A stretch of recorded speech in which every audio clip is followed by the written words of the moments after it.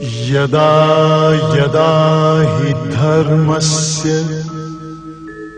ग्लानिर्भवति भारत अभ्युत्थानम् अधर्मस्य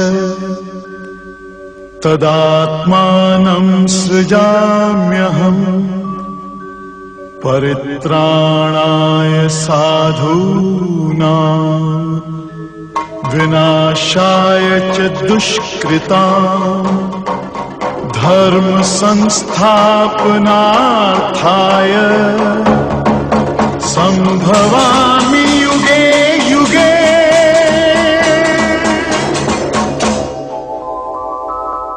హిందూ ధర్మ ప్రతిష్టాపన కోసం తలపెట్టిన మహాయజ్ఞమది.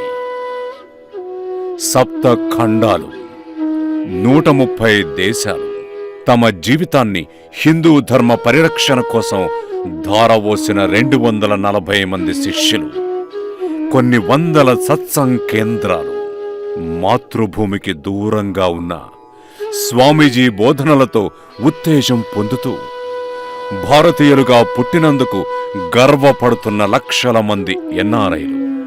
ఇటు భారతదేశంలో 15 రాష్ట్రాలు, 18 విద్యాసంస్థలు, 85 గురుకులాలు, 35,000 మంది విద్యార్థులు, 18 ఆరోగ్య ప్రకల్పలు, 5 ఆసుపత్రులు, లబ్ధిదారులు 1,00,000 కుటుంబాల్లో 1,00,00,000 మందికి పైగా అతి సామాన్య ప్రజలు.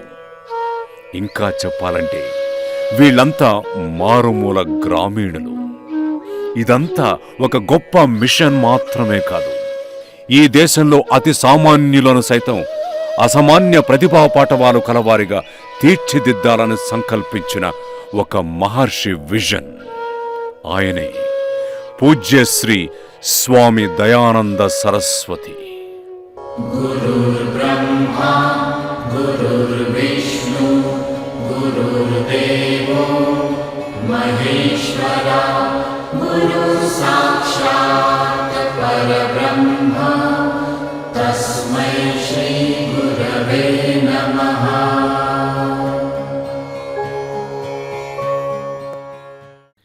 హిందూ మతం కాదు, ధర్మం. ఇది పరమాత్మలా విశ్వవ్యాప్తమై ఉంది. ఇలా ఒక్క మాటలో హైందవ తత్వాన్ని ప్రపంచానికి చాటిన గొప్ప భారతీయ వేదాంతి పూజ్యశ్రీ స్వామి దయానంద సరస్వతి. ఓవైపు ఆధునిక పోకడలు, మరోవైపు మనవైన హిందూ సంస్కారాల లోపంతో యువత పెడదారులు. హిందూ సమాజానికి మార్గదర్శనం అవసరమైన తరుణం. అలాంటి సమయంలోనే మరుగున పడుతున్న హిందూ ధర్మాన్ని కాపాడేందుకు ఓ దివ్య తేజస్సు ఇలపై వెలిసింది. వేదాంతానికి, హిందూ ధర్మానికి అజరామర సేవలందించి తప్పుడు దారిలో వెళుతున్న మానవాళిని జ్ఞాన మార్గాన నడిపిన ఆ మహనీయ మూర్తి స్వామి దయానంద సరస్వతి. భారత జాతికి ఆశాకిరణంలా అవతరించిన స్వామి దయానంద తమిళనాడులోని మంజక్కుడి అనే చిన్న గ్రామంలో పుణ్య దంపతులు గోపాల్ అయ్యరు, బాలాంబాళ్ సంతానంగా 15 ఆగస్టు 1930న జన్మించారు. ఈ ఆధ్యాత్మిక కిశోరానికి తల్లిదండ్రులు పెట్టిన పేరు నటరాజన్. విద్యాభ్యాసం తర్వాత ఉపాధి కోసం చెన్నై చేరుకున్నారు. సంప్రదాయ కుటుంబంలో జన్మించిన నటరాజన్ స్వామి చిన్మయానంద ప్రసంగాలకు ప్రభావితులయ్యారు. లేలేత యవ్వనంలోని సేవా మార్గాన్ని తన జీవన విధానంగా నిర్ణయించుకున్నారు. సంస్కృత భాషను, వేదాంతాన్ని అభ్యసించారు. చిన్మయానంద దగ్గర 6 ఏళ్లు శిష్యరికం చేశారు. మోక్షానికి జ్ఞానమే మార్గం, జ్ఞానానికి శాస్త్ర ప్రమాణమే ఆధారం అన్న స్వామి ప్రణవానంద ప్రవచనానికి ప్రభావితులైన దయానంద స్వామి చిన్మయానంద అనుమతితో కృష్ణా జిల్లా గుడివాడలో స్వామి ప్రణవానంద వద్ద వేదాంతాధ్యయనం కోసం వెళ్లారు. ప్రణవానంద బోధిస్తున్న ఉపనిషత్ సారం స్వామీజీని ఆకట్టుకుంది. ఉపనిషత్తుల అధ్యయనమే ఆత్మజ్ఞానాన్ని పొందడానికి సూటి మార్గమని గ్రహించారు. ఉపనిషత్తుల అధ్యయనం తర్వాత నటరాజన్ ఆలోచనా ధోరణిలోని పరిపక్వతను స్వామి చిన్మయానంద గుర్తించారు. చిన్మయ మిషన్కు చెందిన తపోవన్ పత్రికకు సంపాదకత్వ బాధ్యతలు అప్పగించారు. దానిని దిగ్విజయంగా నిర్వహించారు నటరాజన్. తన శిష్యుడు జ్ఞాన సంపన్నుడైన విషయాన్ని గమనించిన చిన్మయానంద 1962 మార్చి 4న మహాశివరాత్రి పర్వదినాన నటరాజన్ను స్వామి దయానంద సరస్వతిగా ప్రకటించి సన్యాస దీక్షను అనుగ్రహించారు. శివ శంభో స్వయంభో, ఓ శంభో శివ శంభో స్వయంభో, ఓ శంభో శివ శంభో స్వయంభో. 1963లో చిన్మయానంద ఆశీస్సులతో ఋషికేశ్ పయనమయ్యారు స్వామీజీ. అక్కడ కైలాసాశ్రమంలో స్వామి తారానంద వద్ద బ్రహ్మసూత్ర భాష్యాన్ని అధ్యయనం చేశారు. ఆ తర్వాత స్వామి ప్రణవానంద అందించిన విజ్ఞానం, తారానంద బోధనలు, స్వాధ్యయనం స్వామి దయానంద సరస్వతి అవగాహనను కొత్త పుంతలు తొక్కించాయి. ఆ సమయంలోనే కొందరు గురువుల పర్యవేక్షణలో భగవద్గీత, ఉపనిషద్ భాష్యాలు, అష్టాధ్యాయి, పాణిని వ్యాకరణ సూత్రాలకు పతంజలి మహాభాష్యాన్ని అధ్యయనం చేశారు. ఋషికేశ్ వేదికగానే తాము సముపార్జించిన జ్ఞానాన్ని లోకానికి అందించడం ఆరంభించారు స్వామీజీ. చిన్న పూరిపాకలో ఆరంభమైన ఆర్ష విద్యా గురుకులం నేడు మనోహరమైన హిమగిరుల మధ్య సువిశాలమైన ఆవరణలో దివ్య ఆధ్యాత్మిక తరంగాలతో అలరారుతోంది. మరోవైపు ప్రయాగలో కుంభమేళాకి తన గురువుగారు వస్తున్నారని తెలిసి అక్కడికి వెళ్లి తన బ్రహ్మసూత్రాల అధ్యయనం పూర్తయిందని నివేదించారు. ఆ తరువాత ఆరంభమైన స్వామి దయానంద విజయ యాత్ర దేశంలోనే కాదు ప్రపంచవ్యాప్తంగా అప్రతిహతంగా దశాబ్దాల పాటు సాగింది.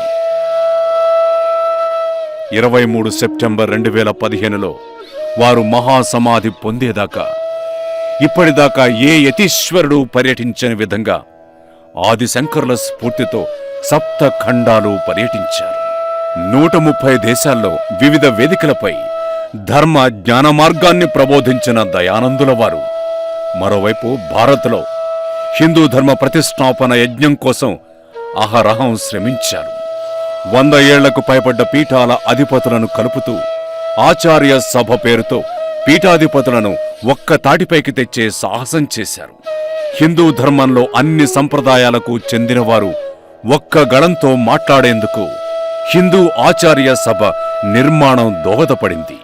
తిరుపతి ప్రకటన ద్వారా 7 కొండలు శ్రీ వెంకటేశ్వర్ని దక్కలు పడేలా చేయడం ఆచార్య సభ చేసిన ప్రయత్నాల్లో మరో ముఖ్యమైన ముందడుగు. రామసేతును ధ్వంసం చేసి సేతు సముద్రం ప్రాజెక్టును నిలువరించడానికి కూడా ఆచార్య సభ అనేక ప్రయత్నాలు చేసింది. తెహరీ ఆనకట్ట ఎత్తు పెంచడాన్ని వ్యతిరేకించడం, గంగానది పవిత్రతను కాపాడడం, ఇలా ఆచార్య సభల ద్వారా స్వామీజీ చేసిన కృషి అనితర సాధ్యం. ఋషి, వాచస్పతి, దార్శనికులు, పుంభావ సరస్వతిగా కీర్తి గడించిన పూజ్యశ్రీ స్వామి దయానంద సరస్వతి కొన్ని వేల మందికి ఆర్ష గురుకులం ద్వారా విద్యాబుద్ధులందించారు. తన శిష్యుల్లో యువ కిషోరాలను ఎంపిక చేసుకుని 246 మందికి సన్యాస దీక్షను ప్రసాదించారు. ప్రస్తుతం స్వామీజీ శిష్యగణం భారత్తో పాటు ప్రపంచవ్యాప్తంగా 130 దేశాల్లో ధర్మ జ్ఞాన ప్రచారంలో నిమగ్నమై ఉన్నారు. అటు నిరాదరణకు గురైన చిన్నారులు, మానసిక ఎదుగుదల లోపించిన పిల్లలకు హిందూ సంస్కారాలను నేర్పాలనే ధ్యేయంతో దేశవ్యాప్తంగా 625 జిల్లాల్లో గురుకులాలు స్థాపించాలని సంకల్పించారు. ఆ సదాశయంతోనే ఆల్ ఇండియా మూవ్మెంట్ ఫర్ సేవ, ఎయిమ్ ఫర్ సేవకు శ్రీకారం చుట్టారు. ఇప్పటిదాకా 140 జిల్లాల్లో గురుకులాలు స్థాపించి ఎందరికో విద్యాదానం చేశారు. ఇప్పుడు ఆ మహాకార్యాన్ని వారి శిష్యులైన స్వామి పరిపూర్ణానంద, స్వామి పరమాత్మానంద, స్వామి విదితాత్మానంద, స్వామి తత్వ విధానంద ఇంకా మరెందరో శిష్యులు ముందుకు తీసుకెళ్తున్నారు.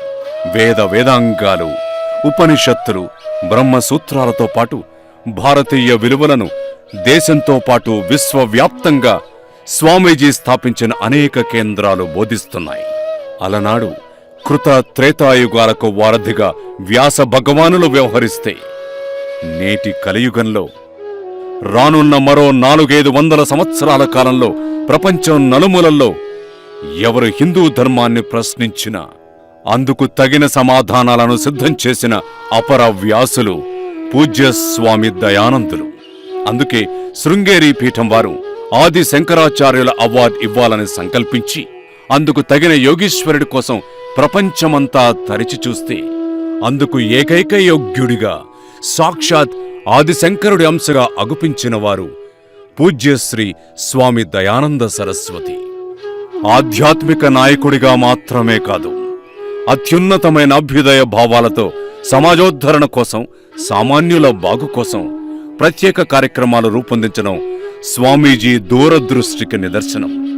15 ఏళ్ల ప్రాయం నుంచి 85 ఏళ్ల వయసు దాకా అహరహం హిందూ ధర్మ ప్రతిష్టాపన కోసం, ప్రపంచ శాంతి కోసం తన జీవితాన్ని తృణప్రాయంగా భారతాంబిక పాదాల ముందుంచిన పూజ్యశ్రీ స్వామి దయానంద సరస్వతి చిరస్మరణీయులు.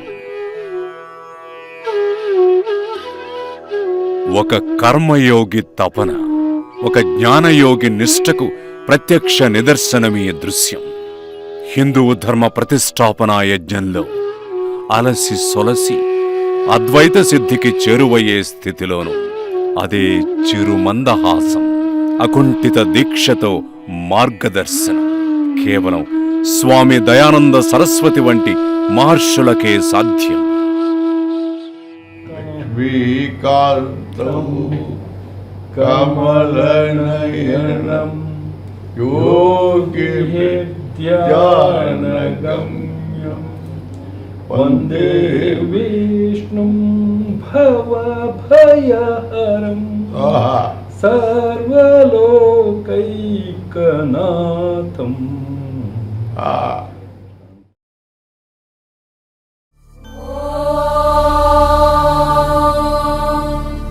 सहनाववतु सहनौ भुनक्तु सह वीर्यं करवावहै तेजस्विनावधीतमस्तु मा विद्विषावहै. ॐ